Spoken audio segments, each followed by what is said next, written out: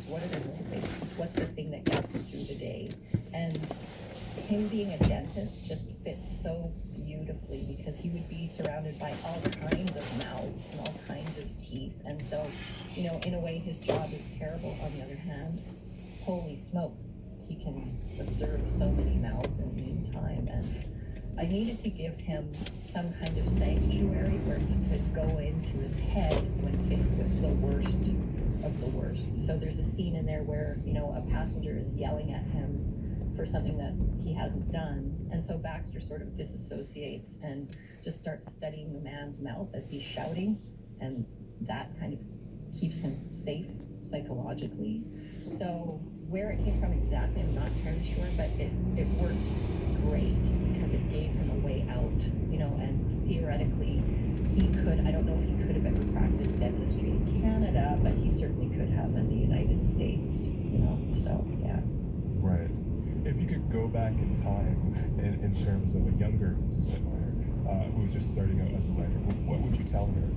I would say just keep on doing what you're doing and do what you love and don't worry about what other people are going to think. I think that's the important part is, you know, I think of my time in school, you know, like elementary and junior and high school, and I was a little bit of a weirdo. I had a different way of looking at things, and I remember people would say, oh, that's different, or that's interesting, which really meant that's weird. And it's like, you know, little Suzette, just let your freak flag fly. It's awesome. You know, Prince is like, that guy was like in thigh-high red boots, you know, and a bikini bottom. It's like, yeah, Prince is the way to go. Prince is my model.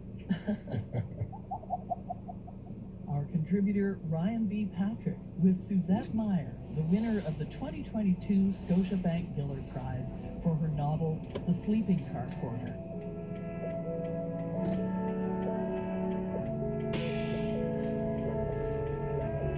And that's it for today's program. Jacqueline Kirk is our producer, with Lisa Matthews and me. Thanks also this week to Sarah Cooper, and as always to the CBC Books digital team. Next week, tune in for Jen Supon Lee and her new memoir, Superfan, where Jen uses pop culture as a lens through which you select the right custom branded products for your customers to ordering and delivering them right to their door. Elite Promotional Marketing has a great selection of custom branded products for you to choose from, helping businesses for 70 years. Get started on your company's online store today at elitepromomarketing.com. This case is about violence. Coming Sunday, January 22nd.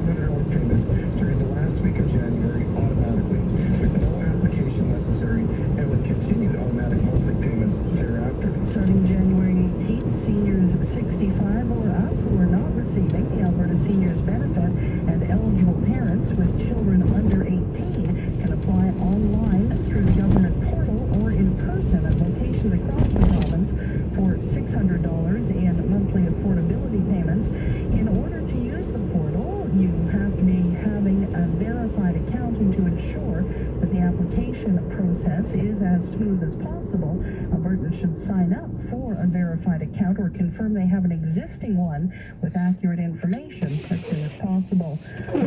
Community advocate says the City of Edmonton's anti-racism strategy leaves a lot to be desired. City Council pursued the strategy shortly after being elected in 2021, with one of the goals of it being to create a higher level office within city administration addressing anti-racism.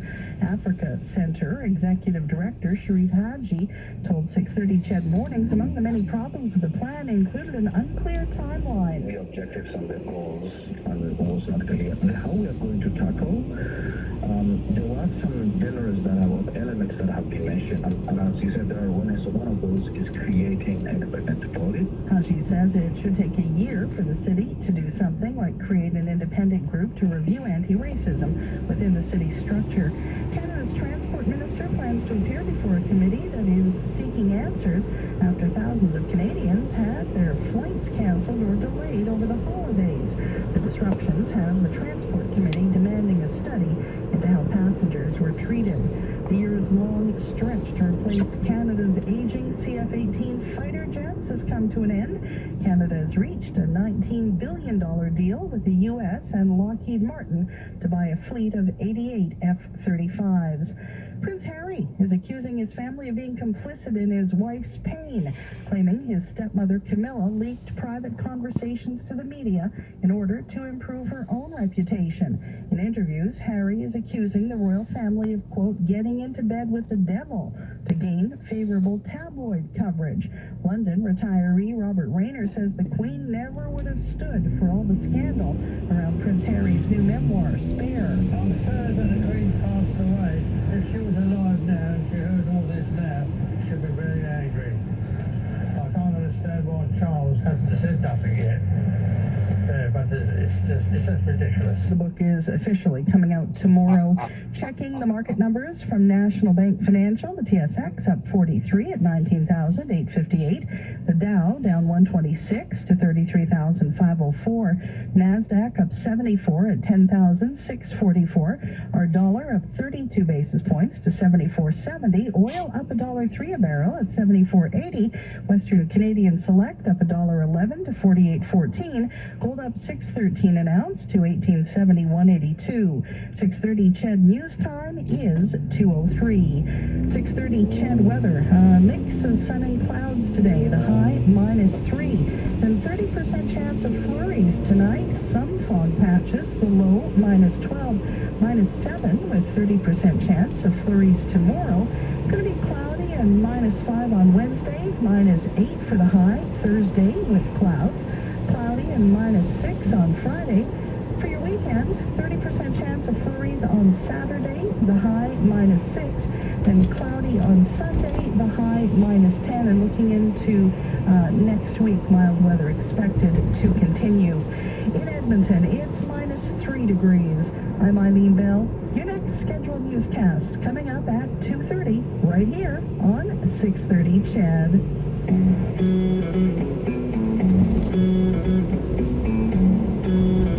Chime in anytime.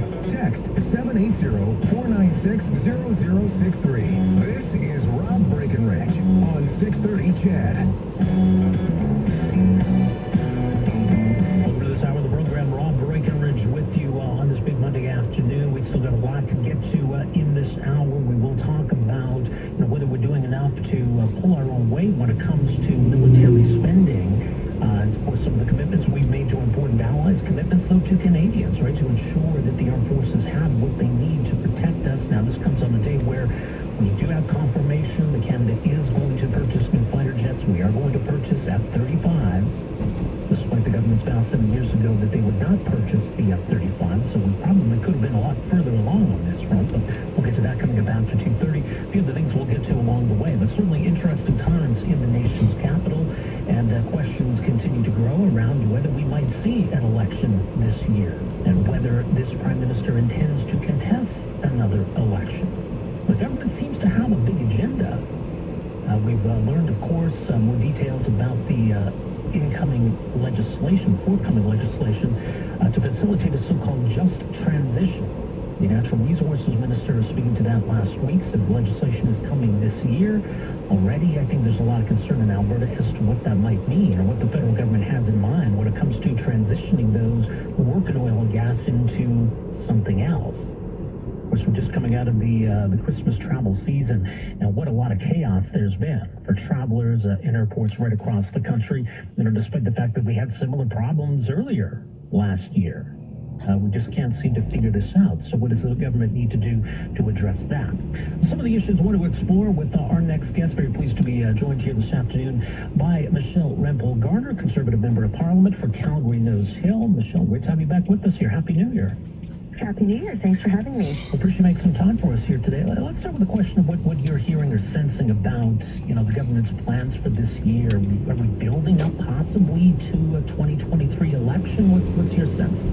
I think it all depends on Justin Trudeau's ego and whether he thinks he can get a majority government. I really don't think that at this point, particularly after we saw what he did to trigger the 2021 general election. This is about the health of, Canadian democracy or the Canadian economy. This is really about whether or not he wants to run for office again, and whether or not the Liberal Party will let him run. So, I'm sorry to sound so pessimistic the first time on your show in this year, but I think it's really about that, rather than anything else. And it'll just be determined on whether or not Trudeau, A, wants to run again, or B, sees an opening for him to form a majority government, and that'll determine whether or not we're in an election in the spring. At this point, I think that given where the Liberals are at in the federal polls, the Conservative Party is showing some resurgence against the Liberal Party. Unless they can be assured of a path to victory, I think that it's unlikely. But certainly, there are a lot of Canadians who aren't happy with the status quo of government and are more open to having an election and seeing a change in government. And that's something that the Trudeau Liberals are going to have to respond to in the coming year. Well, indeed, yeah, and I think there's a lot of reasons for that. We can get into some of them. I did want to get your sense of, what we're to make of the government's intention to bring in legislation to facilitate a so-called just transition, because I think a lot of folks here in Alberta, especially those who work in oil and gas, obviously, are very nervous about this. What are you hearing? What do you make of this so far? Well, I think that the Liberals have failed on two fronts in the nearly decade that they've had in government. Number one, climate change is getting worse. Their policies have not addressed climate change. And the second thing is that the Canadian economy is in far worse shape than it was in 2015. So a lot of the policies they are putting in place, communication fronts, are designed to pull any sort of attention away from those two facts. So I think what the Liberals want Canadians to engage in is a debate that does exactly that, pulls away from their failures on climate change and pulls away from their failure to have energy security and economic growth for Canadians. So on the climate change front, we're seeing greenhouse gas emissions increase, and the Liberals have failed to do things that could materially impact climate change in Canada in a positive way, like building out public transit. How many times have you and I talked about the Green Line, right? They have failed to address things like building out our electric grid, which would make it easier to have substitute goods for carbon, like electric vehicles. Electric vehicles are still scarce and they're highly priced. But at the same time, we're now more dependent on foreign oil, which has emboldened despotic leaders like Vladimir Putin.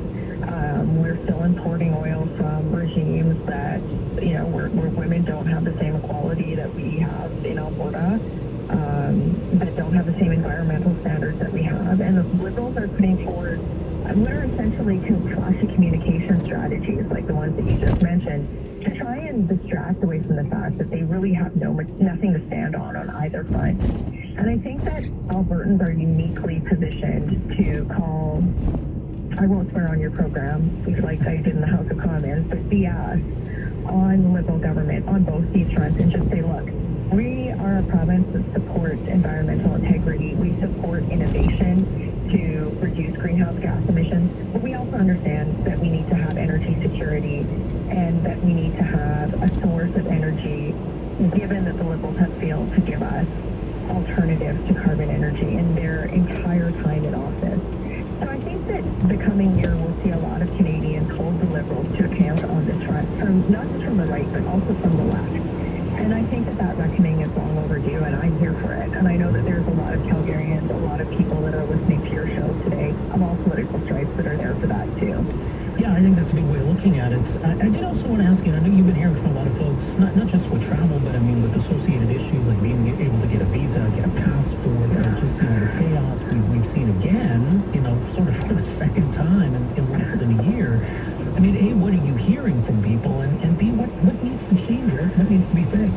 I have to tell you, like, the last 2 quarters of 2022 were all about my office staff being inundated with desperate people trying to get passports, frustrated with airlines not meeting their obligations in a federally regulated industry, the immigration system just being in absolute chaos, and a lot of questions about how it is that the federal government has ballooned the number of people who are working in the public service, ballooned the cost of government, but actually made service delivery far, far worse. Like, how did that happen?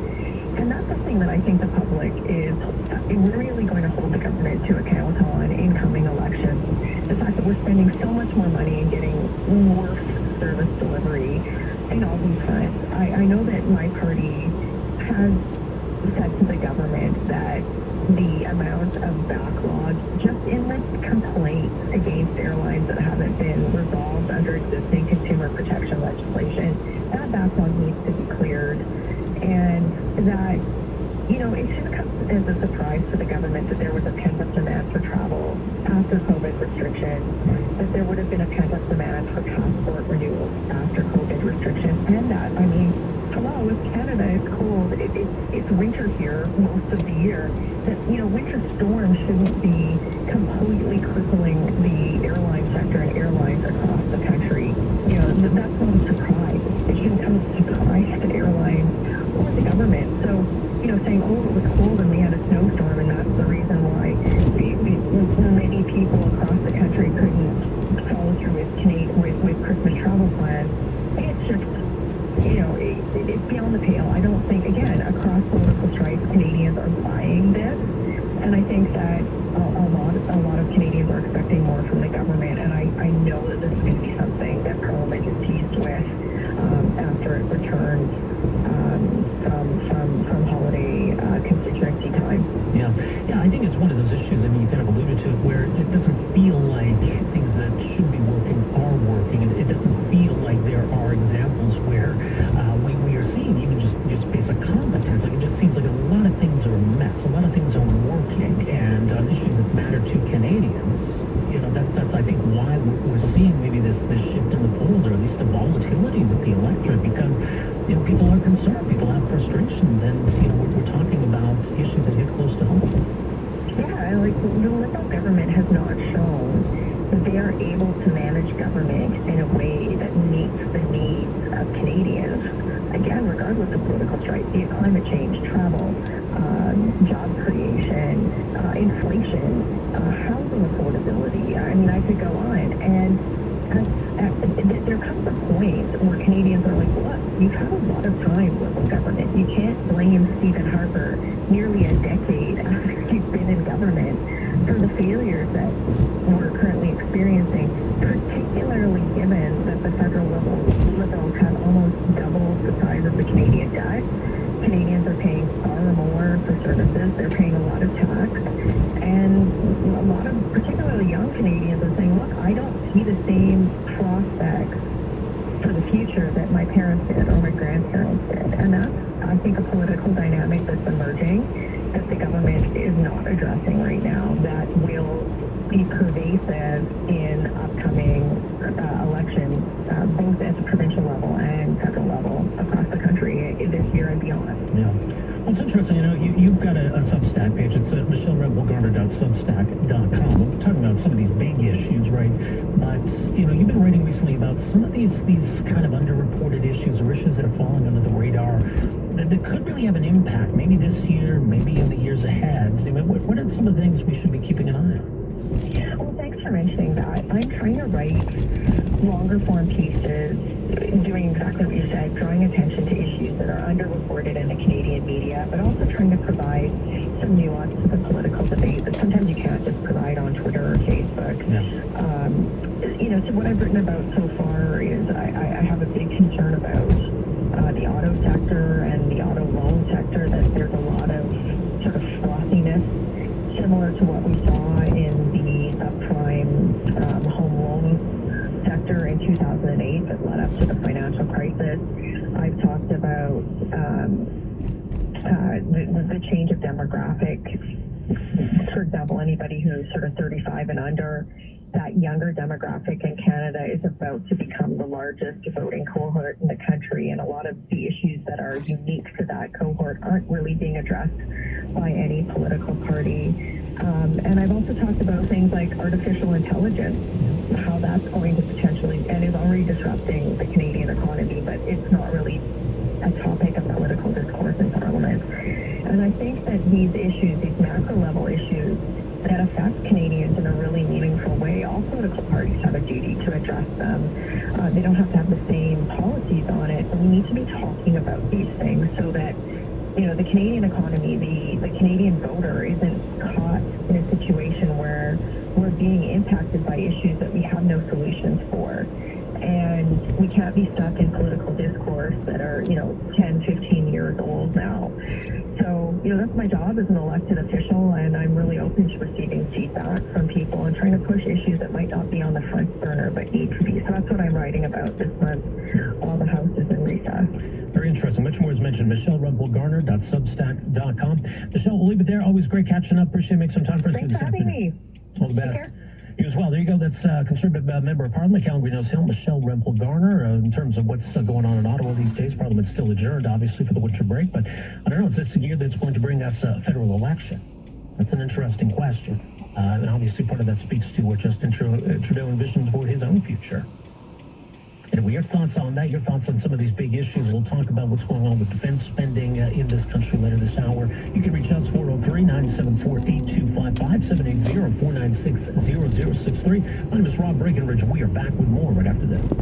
Here's what's new at 630ched.com. Bring your home renovation ideas to life with trusted experts at the Edmonton Renovation Show from January 27th to 29th at the Edmonton Expo Center. Enter online at 630ched.com for your chance to win a 4-pack of tickets. Get your name on our insiders list today and keep up to date on pre-sales, contests, and more. Visit 630ched.com. Your home shouldn't be.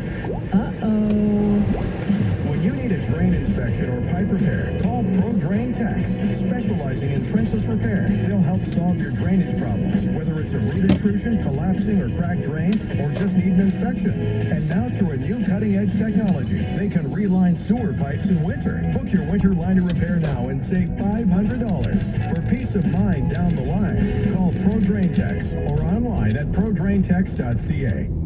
Get immunized. Influenza vaccine is available now.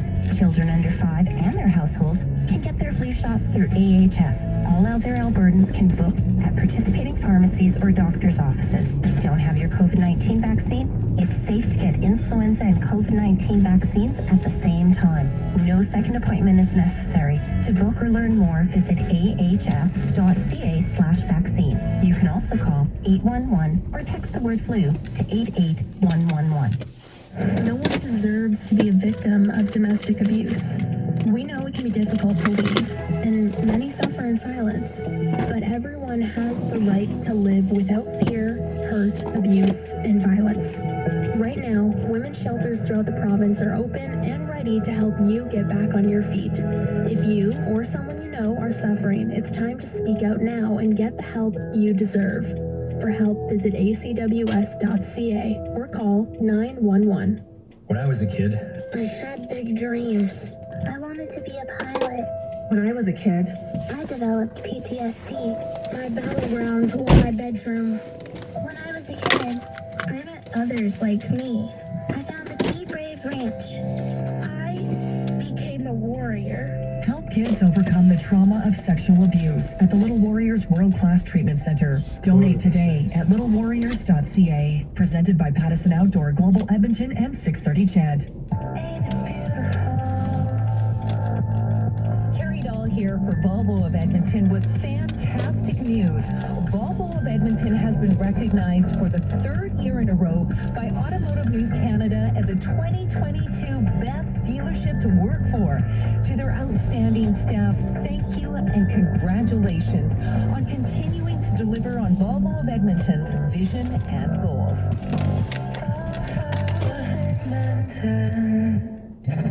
Hey, how close are you? We got more loads to pick up. There's guys here. I'll try to pick up the pace, but we just don't have enough space. I knew I should have rented more semi-trailers for this job. Hit the road and get the advantage.